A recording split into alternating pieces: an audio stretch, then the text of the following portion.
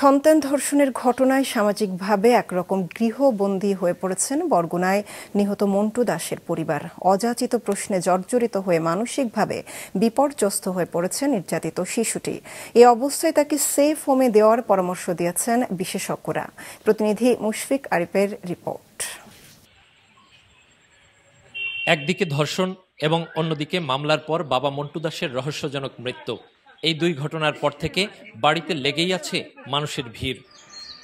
এদের মধ্যে অনেকেই যেমন পাশে দাঁড়িয়েছে পরিবারটির, তেমনি তাদের অহেতুক যন্ত্রণারও কারণ হচ্ছে কেউ কেউ। কিছু কিছু মানুষ আসে এখানে নিউজ করার জন্য, তো তাদের দেখে আমরা খুব বিরক্ত হইতেছি। কারণ আইসা ওই ক্যামেরা অন করে বসে থাকে। মেয়েটা একই হলো ভুক্তভোগী, তাকে আরো বিভিন্ন প্রশ্ন জর্জরিত করে তাকে ভিন্ন খাতে নেওয়ার জন্য চেষ্টা করতেছে তারা। এমনকি কিছু গণমাধ্যম ও ইউটিউব চ্যানেল থেকে প্রশ্ন এবং উত্তর সাজিয়ে সেগুলো বলানোর চেষ্টা করে বিব্রত করছে বলেও অভিযোগ ভুক্তভোগী পরিবারের। আমাকে খাওয়ার নাই, লওয়ার নাই, তারপরে আমরা কিভাবে বাইরে যাব, একটু রান্না করব, এমন কোনোই নেই। সাংবাদিকরাই উনি ক্যামেরাই করে থাকে, এতইতে আমরা বাইরে যেতে পারি না, একটু স্নান করতে যেতে পারি না। শিশুটিকে নানা প্রশ্নে জর্জরিত করা এবং গোপনীয়তা ভঙ্গের মতো ঘটনা ঘটিয়ে ভুক্তভোগী পরিবারটিকে অযাচিত পরিস্থিতির মুখোমুখি দাঁড় করিয়ে দেওয়ার ঘটনায় ক্ষোভ জানিয়েছে সমাজকর্মীরা।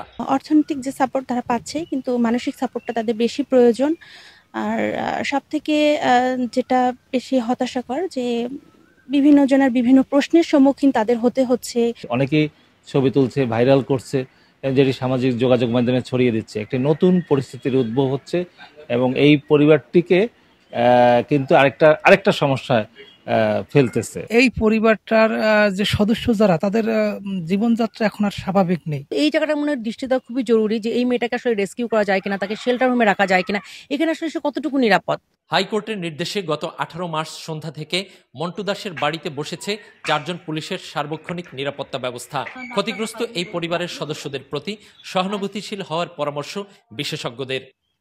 মুশফিক আরিফ, মাছরাঙা সংবাদ, বরগুনা।